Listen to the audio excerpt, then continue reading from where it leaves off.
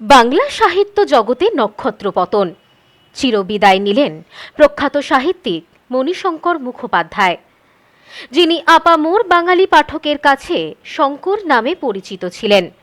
শুক্রবার দুপুরে কলকাতার একটি বেসরকারি হাসপাতালে শেষ নিঃশ্বাস ত্যাগ করেন তিনি। মৃত্যুকালে তার বয়স হয়েছিল প্রায় 92 বছর। তারপরে বাংলা সাহিত্যের এক সুবর্ণ যুগের অবসান। জানা গেছে, বার্ধক্যজনিত কারণে নানান শারীরিক সমস্যায় দীর্ঘদিন ধরেই ভুগছিলেন তিনি। গত বছর শেষের দিকে পড়ে গিয়ে কোমরের হাড় ভেঙে যায় তার। হাসপাতালে ভর্তি ছিলেন। বাড়ি ফেরার পর ফেব্রুয়ারি মাসের গোড়ার দিকে ফের শারীরিক অবস্থার অবনতি ঘটে। এদিন দুঃসংবাদ শোনার পর হাসপাতালে পৌঁছে যান তার প্রিয়জনেরা। আজকে আমরা শঙ্কর মুখোপাধ্যায়কে হারালাম এবং কয়েক দশক ধরে বাংলা সাহিত্য জগতের একটা মুকুটহীন সম্রাট এই জায়গায় তিনি ছিলেন। আপনার সঙ্গে বিরাট সম্পর্ক, কি বলবেন আজকে কতটা ক্ষতি বাংলার সাহিত্য জগতে? বাংলা এই মুহূর্তে বাংলার সাহিত্য জগতের অপূরণীয় ক্ষতি। মানে আমরা যারা সাহিত্য নিয়ে প্রকাশনা করি বা সাহিত্যের প্রকাশক হিসেবে বলবো যে যেরকম জিনিস হারালাম, যে মানুষকে যার প্রতি বছর কিছু না কিছু নতুনত্ব যে মানুষটা দিয়ে চলেছিলেন, তার আজকে আর নতুন কিছু থাকবে না। তাহলে আমরা সাহিত্য প্রকাশক হিসেবে খুব ক্ষতি, এবং বাংলা সাহিত্যে যারা প্রকাশক আছেন তাদের কাছে খুবই ক্ষতিজনক। আলাপ হয়েছিল 72-73-এ। আমি প্রথম বই পেয়েছিলাম 1976 সালে, এবং সেটা বইটা ছিল বইটা স্বর্গমর্ত পাতার। তাতে 3টি উপন্যাস যুক্ত হয়েছিল আর কি। এক হচ্ছে জন অরণ্য, সীমাবদ্ধ এবং আশাকাঙ্ক্ষা। এই 3টি উপন্যাসের একত্রিত সংকলন হলো স্বর্গমর্ত পাতার। সেইটা প্রকাশের পর তখন বুঝতে পেরেছিলাম যে মানুষটি যে এত জনপ্রিয় মানুষ। তার আগে দেখেছি যে মানুষটি চৌরঙ্গী, এপার বাংলা ওপার বাংলা, কত অজানারে, এবং এই জন অরণ্য যখন আলাদা করে প্রকাশিত, সীমাবদ্ধ কি নেই, নিবেদিতার ইসাদ, লেবটারি, বোধোদয়, তখন অসংখ্য বই, প্রচুর বিক্রি। তো সেই মানুষটা যখন একত্রিত বই আমি যখন প্রকাশ করলাম, তখন এতটা সাড়া পেয়েছিলাম, এতটা মানুষের মধ্যে আগ্রহ হয়েছিল যে মানে 1,00,000 কপি বিক্রি করতে আমার বেশি সময় লাগেনি।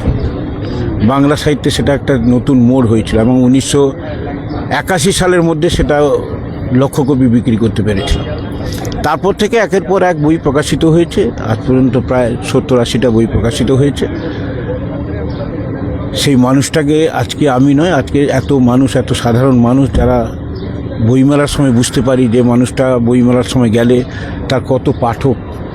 মানে কলকাতা বইমেলায় প্রায় প্রত্যেক বছর নিয়ম করে যেতেন উনি, এবং আমাদের দোকানের সামনে একটা বসার জায়গা তৈরি হতো ওনার যাবেন বলে, এবং গত বছর পর্যন্ত গেছেন। এবছর যাবেন বলে সামনে আমাদের ছোট কাউন্টার তৈরি করতে হলো যে আমি যাব, কিন্তু যা হয় নিয়তির বয়সও হয়েছিল। হঠাৎ পড়ে গেলেন, একটা কোমরে একটু লাগলো, কোমরে সে অপারেশন করে সেও ভালো হয়ে গেল, ভালো হয়ে বাড়ি নিয়ে চলে গেলাম। কিছুদিন ছিলেন, বইমেলা যাবেন তোড়জোড়, তারপর হঠাৎ আবার নিউমোনিয়াতে অ্যাটাক হলো। বয়সজনিত কারণে যা হয়, এবং প্রায় 93 বছর বয়স।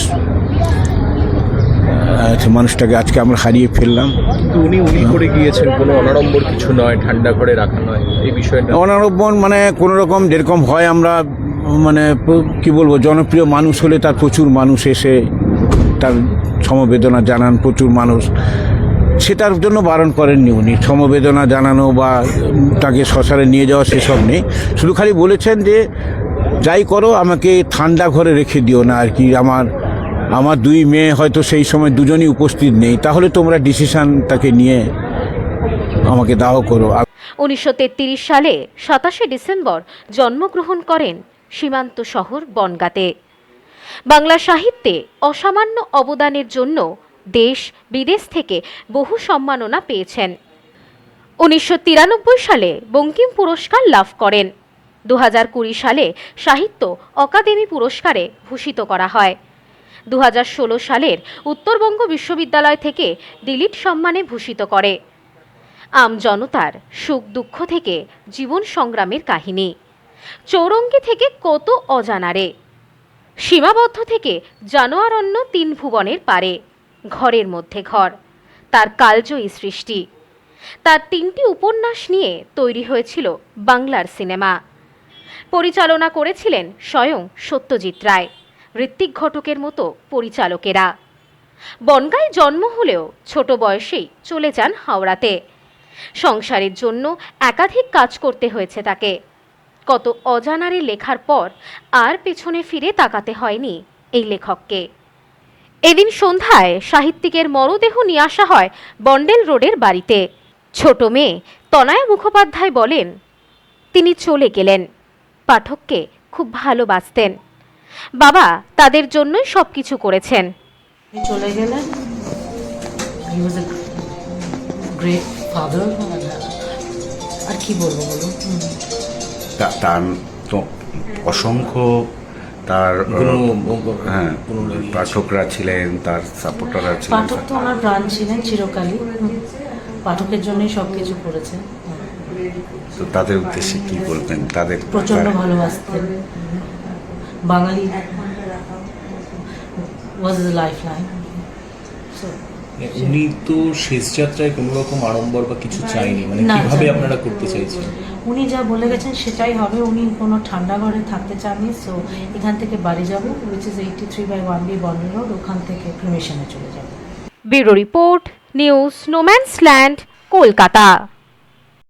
সম্প্রীতি guest house hotel and restaurant, সমস্ত আধুনিক সুবিধাযুক্ত AC double bedroom, standard double bedroom, twin bedroom, deluxe double bedroom. আমাদের হোটেলেই রয়েছে বাঙালির খাবার সহ মাল্টি কুইজিন রেস্টুরেন্ট। শহরের মধ্যে অথচ সম্পূর্ণ নিরাপদ পরিবেশে থাকা খাওয়ার একমাত্র ঠিকানা Sampriti guest house hotel and restaurant, Chakdah road, টবাজার, বনগাঁ। ফোন 03215257603।